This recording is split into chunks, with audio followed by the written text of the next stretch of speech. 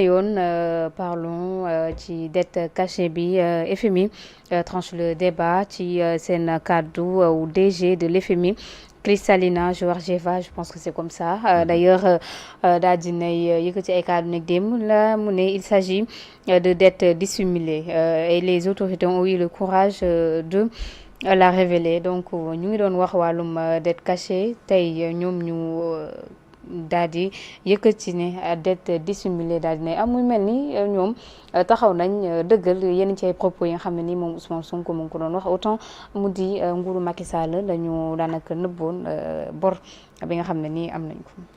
Peut-être que il y a une dette cachée. Je ne sais pas, je ne suis pas économiste, etc. Peut-être qu'il y a une dette cachée. Mais FMI su waxee ndax mënuñoo jàpp ne quand même dissimulé dette dissimulé. Non xam nga FMI dañuy def diplomatie rek. réew mi régime bi moo fi nekk. Donc diplomatie la ñuy def. FMI c'est comme un État. Donc dañu jàpp ne intérêt bi lañu jiital. Voilà c'est ça intérêt bi la ñu jiital. Donc pour man je prends damay relativiser li ñuy wax voilà un peu noonu laa ko jëlee maintenant Macky Sall leur a demandé des comptes c'est-à-dire des documents. D'abord le rapport de l'IGF l'inspection générale des finances, le rapport de la Cour des comptes, le fait que la Cour des comptes n'ait pas fait un rapport contradictoire parce que pour man suñ nee dette cachée ñu yore woon réew mi war nga leen a jox la parole avant de d'écrire ton rapport que tu entendes les deux thèses loolu yëpp pour man ça doit être éclairci de telle sorte que il ne faudrait pas, à mon avis, jeter le bébé avec l'eau du bain. Il y a des accusations de dette cachée. On n'a qu'à donner la parole à ceux qui géraient le pays. On connaîtra leur méthode, leur motivation, etc. Et ça va permettre d'éclaircir ça. Pour man, lii yëpp mënoon nañ ci bañ a dugg. Mais honorable ñu mu di l'APR ay temps joxoon nañ leen opportunité pour ñu mën a génn seetal seen der d'ailleurs sax gis nañ interview yi nga xam ne Pape Malick Ndour defoon na ko ca France 24 mais ñoom d'ailleurs fi ñuy ngoyaalu mooy bu nekkee dette cachée dafa am nguur gi nañu génne ay preuves est-ce que nekkul na ñoom ñu war a seetal seen der ci dette bi tey. Mais ici c'est pas une question de l'APR, c'est une question de l'ancien pouvoir, c'est-à-dire un État. Effectivement, donc, mais ñoom il devrait donner la parole à Macky Sall, il devrait donner la parole au ministre des Finances, il devrait donner la parole à la Banque centrale. nga xam ne ni xaalis bu dugg ci réew mi xaalis bu génn ci réew mi war xam nañ ko. Tout cela, il devrait leur donner la parole pour édifier les gens sur ce qu'ils appellent la dette cachée. Ñu xam les responsabilités. Ici, c'est pas l'APR. Pape Malick Ndour, il était le ministre de la Jeunesse. Il n'était pas le ministre des Finances. Il n'était pas à la Banque centrale. Ça veut donc dire que ils doivent donner la parole à ceux qu'ils accusent de dette cachée, c'est-à-dire ceux qui dirigeaient le pays sur le plan des finances. Pour man, loolu lañ war a def te c'est pas trop tard c'est ça c'est ça mais pour man lii yëpp mënoon nañ cee bañ a yegg actuellement ça fait 1 an on cherche un programme avec le FMI on ne l'a pas parce que tout simplement ñoom ñoo fi wax dette cachée etc FMI laaj leen les preuves il tarde à montrer les preuves ba nga xam ne nii amuñu programme ak FMI en plus ñoom daal pour man fi ñu toll nii goutte gi Sénégal dugg sur le plan économique ñoom la te ñoom rekk la ñoom rek ñooy fautif ñoo xamuñ fi ñuy jëm xamul ni ñuy yoree réew xamuñu ni àdduna siy doxe waaw mu ngi noonu Issakha dette dissimulée d'ailleurs gis nañ même les DG de Pastef ñoom génn nañ ne voilà li Ousmane Sonko doon wax dëgg la FMI daal dina koy dëggal et que it lii yu tax moom Macky Sall day gën a tax ñoom yu gën a fagaru maanaam ci topp Macky Sall ci yàq bi nga xam ne yàq na ko réew.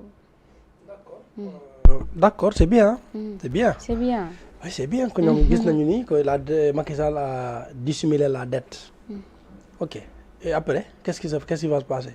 Après que par exemple FMI est d'accord avec Ousmane Sonko, maintenant qu'est-ce qui se passe? Qu'est-ce que ça a changé dans ton quotidien, toi, Ndak, en toute sincérité? Depuis hier, hein, n'est-ce pas, l'affaire bi génn. Qu'est-ce qui a changé dans le quotidien des Sénégalais, quiconque?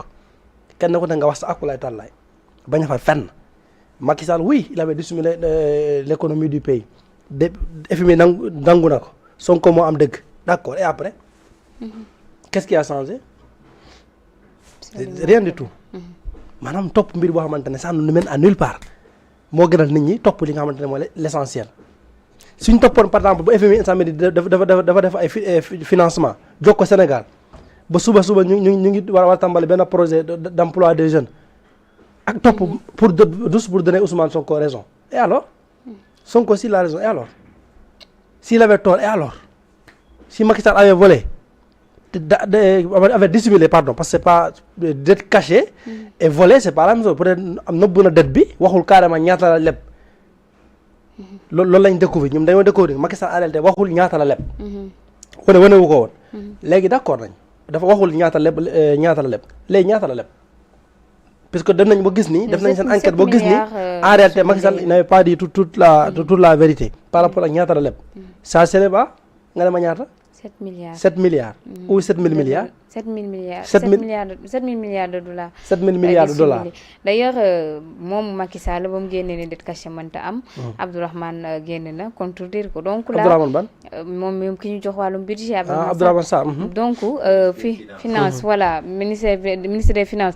D'ailleurs fii mun nañoo wax ne ñoom état bi peut-être am na fu ñu desandiku ne même si bu nekkee boobu tey ñu ngi leen di laaj ay preuves yoo xam ne ñoom génne wuñ ko mais quand même am na fu ñu serait-ce que fu ñu taxaw man Sénégal daa bokkuñ ci gis-gis ci côté par rapport à dette bi nii man sama gis-gis c'est différent de beaucoup de Sénégalais. yow lan mooy sa gis-gis man d'accord na Macky Sall leb na léegi Macky Sall il faut que léegi ñu suñ d'accord ñu dem plus loin de commencer 2012 2024 Macky Sall dafa leb lu bëri d'accord léegi on a qu'à me comparer je l'ai dit le matin on a qu'à me comparer entre tout ce que Macky Sall a fait de 2012 à 2024 les investissements qu'il a fait ñu comparer ko ak ñaata la leb ñu xool ñaata moo des loolu noonu somme boobu noonu bu ciy des diggante par exemple s'il avait par exemple s'endetté à 7 000 milliards de dollars il a investi par exemple 6 000 milliards de dollars les 1000 milliards de dollars li ci des on n'a qu'à demander à Macky Sall bu baax fan la ko def mais pour l'instant je vais encore faire près de la promotion de Macky Sall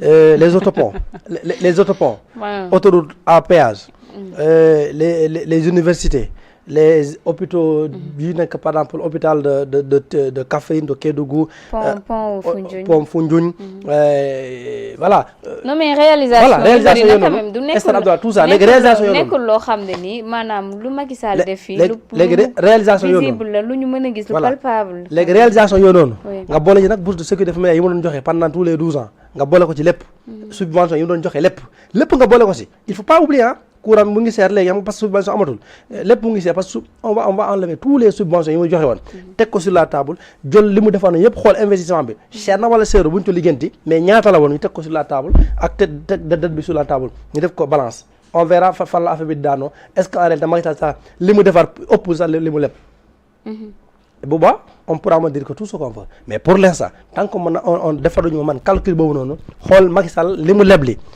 ak li mu investir lan moo ci ëpp tant que loolu amut man samay nekku ci ku am dëgg ak ku amul dëgg Sonko am dëgg FMI moo wax dëgg lijjantiwuma parce que FMI moom man FMI laa gën a ma a wóolu sax léegi FMI seeni wóolu duma leen c'est pourquoi wóolu leen FMI seen objectif moo di le nombre de pays yi nga xamante ne ñoom la coiffé amuñu benn intérêt benn pays boobu noonu di ci génn te nag bu leen fàtte ni Sénégal jamono ji fu ñu jëm FMI a toujours besoin de nous on parle de pétrole de gaz de n'importe quoi yoo xamante ne c'est des ressources naturelles vous pensez que FMI est aussi fou pour par exemple laisser le Sénégal partir et sortir de parmi les pays yoo xamante ne da koy leb wala da koy mun na sax utiliser Sénégal pour lebal ñeneen FMI du ko mës a def FMI reste benn kuréel bi nga xamante ne dafay fexe réew yi nga xamante ne ñu ngi si moom des si moom mu am note mun leen a note à tout moment d'ailleurs ça je reviens là-bas Ousmane Sonko il a raison FMI je te jure ndax tey bu ñu folli woon Bassirou Diomaye Faye mu démissionné on remplace par exemple par Amadou Ba bi nga xam ne mën na comme premier ministre tu verras le discours de FMI changé. Bien sûr.